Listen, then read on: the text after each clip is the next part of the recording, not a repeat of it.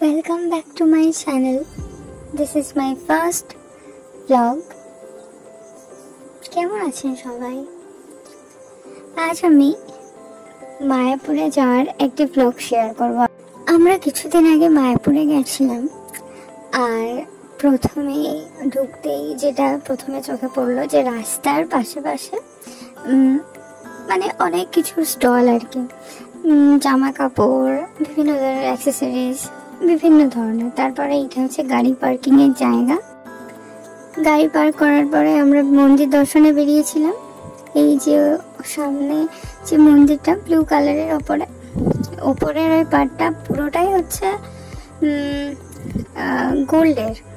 তারপর হচ্ছে এই মন্দিরটা তৈরি করতে প্রায় 100 মিলিয়ন মতো অর্থ ব্যয় হয়েছে অ্যাকর্ডিং টু গুগল।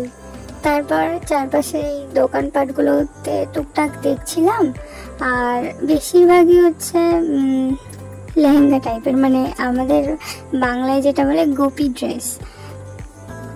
তো বৃন্দাবনটার খুব প্রচলন, তো সেই সূত্রে এটা।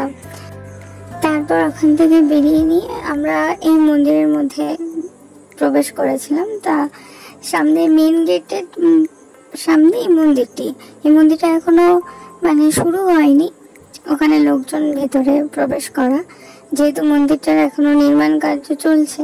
তারপরে সাইডে একটু হেঁটে এক একটা মন্দিরের নাম আছে, আমি অত নামও বলতে পারবো না ঠিক করে, যেহেতু আমি জানি না। এই মন্দিরটায় আমরা গেছিলাম। এই মন্দিরটার ভেতরে ক্যামেরা কোথাও অ্যালাউ করেনি আর কি। তারপর হচ্ছে চেকিং চলছে সব জায়গায়। এই মন্দিরটা ঢোকার টাইমে তো চেকিং চললো। তারপরে কিছুক্ষণ রেস্ট নেওয়ার পরে আমরা গেছিলাম এই মন্দিরটায়। ভেতরে প্রভুপাদের মানে যিনি সনাতন ধর্মের আর কি প্রচারক, ওনার একটা স্ট্যাচু মতো আছে। স্ট্যাচুর ওখানে সবাই ফুল মানে অর্পণ করছেন ওনাকে। তারপরে উনি কোন টাইমে কত সালে কি কি কাজ করেছেন, ওনার মহৎ কাজগুলো দেওয়ালে সব ছবি আটকানো আছে। তারপরে ওপর তলায় একদম উপরে যেটা, সেখানে মিউজিয়াম আছে আর কি। সেখানে প্রবেশ মূল্য শিরোধার্য 15 টাকা করে প্রবেশ মূল্য। তারপর সেখান থেকে বেরিয়ে এসে কিছুক্ষণ রেস্ট নিয়েছিলাম। ওখানে সাইডে খাবার স্টল আছে, অনেক কিছু খাবার। তারপর কিছুক্ষণ বিশ্রাম নেওয়ার পরে আমরা বেরিয়ে পড়লাম সন্ধ্যা আরতির উদ্দেশ্যে। এবার ওইখান দিয়ে রাস্তা আছে, এবার রাস্তা দিয়ে যাওয়ার পথেই আপনার চোখে পড়বে বিভিন্ন ধরনের মিউজিয়াম। ওগুলোতে নির্দিষ্ট প্রবেশ মূল্য ধার্য করা আছে, কোনোটাতে 40 টাকা, 50 টাকা এরকম।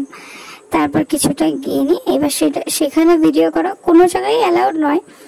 এবার সেখানে গিয়ে নিয়ে সন্ধ্যা আরতি দেখলাম। সন্ধ্যা আরতি খুবই সুন্দর, একটা অপূর্ব আর অভূতপূর্ব অনুভূতি, যা বলে বোঝানোর মতো নয়।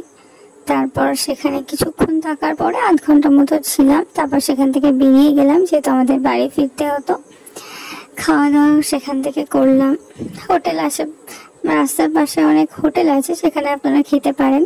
তাছাড়া এমনি ফুচকা, তারপর চাট, এই সমস্তের ব্যবস্থা বা স্টল তো ওখানে রয়েছেই। তারপরে এখানে বিভিন্ন ধরনের ব্লাউজ, তারপর বিভিন্ন ধরনের জিনিসপত্র, মাটির জিনিস ইত্যাদি দেখতে পাবেন। প্রচুর স্টল আছে,